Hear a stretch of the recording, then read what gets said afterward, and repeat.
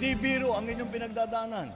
Malayo sa pamilya habang nagtatrabaho sa ibayong lugar para sa kinabukasan ng kanilang mga mahal sa buhay. At kapag may mga problema o mga pangyayari sa inyong pamilya dito sa Pilipinas, may kalamidad kung sakali o talagang doble o triplo pa ang inyong hirap sa pag-aalala.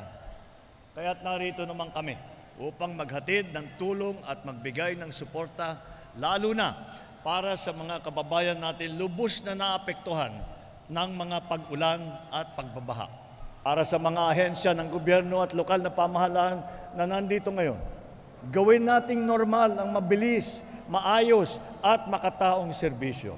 Magsilbi tayong solusyon, hindi dagdag na pampahirap. Kaya't magtulungan po tayo upang mabuo ang isang maunlad, makatarungan at progresibong bagong Pilipinas. Mahirap po, lalo na lumulubog po sa amin. Tapos po, yung anak ko po minsan nagsasahod, minsan hindi, nahihirapan po kung di pa ako makapagtrabaho, nakikipaglabada, yung asawa ko tricycle, hindi talaga kakayanin kung hindi magtulungan. Malaki po, ma'am, kasi kailangan po talaga ng mga anak ng anak ko, lalo na single mom po siya.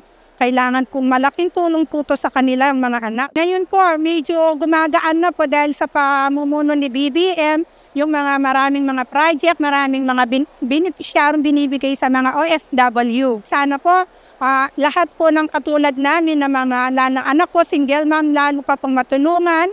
Tapos po, pasalamat po dahil nagkaroon po ng mga project na ganito dahil po kay BBM na maging maayos po lahat ng mga kailangan po namin.